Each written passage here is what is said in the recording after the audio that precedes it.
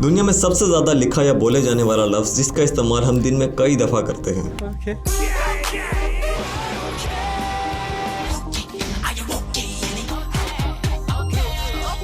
Okay का इस्तेमाल ना सिर्फ हम खुद कर रहे हैं बल्कि साथ के साथ चैटबॉट्स और एआई में भी इसे कॉमन कर दिया गया है। Please change the light to blue. हम इसे हर रोज बोलते या लिखते हैं, लेकिन क्या आपने कभी सोचा है कि इसका असल मतलब क्या है और कैसे ये वर्ड हम तक पहुंचा? अगर नहीं जानते तो इस छोटे से वीडियो को एंड तक जरूर देखिएगा। बड़ी इंटरेस्टिंग कहानी है इस word okay. There's no other word that is widely recognized throughout the world. No other American word has succeeded like that. If you don't know what that word is, it's okay. Seriously, it's okay. The word okay.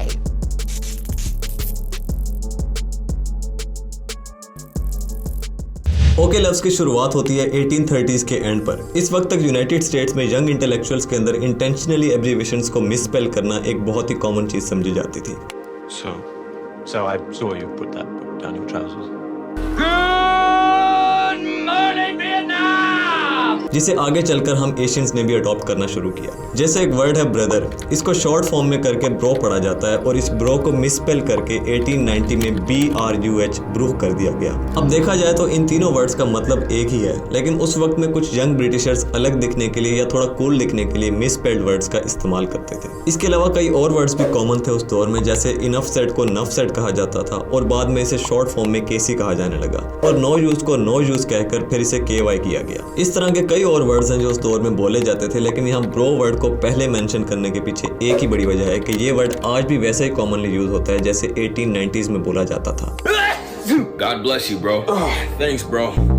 लेकिन इसके अलावा भी एक लफ्ज ऐसा है जो इससे 50 साल पहले ब्रिटिशर्स के बीच कॉमन था और आज करीब 180 सालों के बाद भी ये most spoken word on the planet है। बिल्कुल सही सोच रहे हैं आप, ये वर्ड है ओके, और ये भी बाकी मिसस्पेल्ड एब्रिविएशंस की तरह ही हम तक पहुंचा है, जिसका मतलब है ऑल करेक्ट। अर्ली 1800s में ऑल करेक्ट एक कॉमन फ्रेज थी जिसका मतलब था सब ठीक है। मार्च 23, 1839 में पहली दफा ओके लफ्ज का इस्तेमाल हुआ। एक American newspaper Boston Morning Post ने इसे as a joke all correct के एब्रिविएशन में यूज किया, और देखते ही देखते बाकी न्यूज़पेपर पब्लिशर्स ने भी इस जोक को लिखना शुरू किया और पूरे मुल्क में ओके का लफ्ज फैलने लगा। इसके बाद 1840 के इलेक्शंस में 8th US president Martin Van Buren की वजह से ओके लफ्ज वर्ल्ड वाइड फेमस होने लगा। क्योंकि ये किंडर हुक में रहते थे इसलिए इनका nickname old Kinderhook रखा गया, और ओके की इन्वेंशन के बाद लोगों ने इन्हें ओल्ड किंडर हुक से ओके कहना शुरू किया। यानी सपोर्टर्स का ये मैसेज क्लियर था कि old Kinderhook is equal to all correct.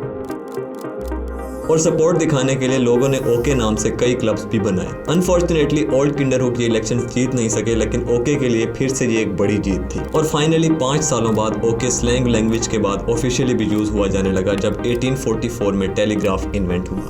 When a key is tapped, it sends a signal along an electrical cable and comes out the other end in a sequence of dots and dashes, which are easily translated.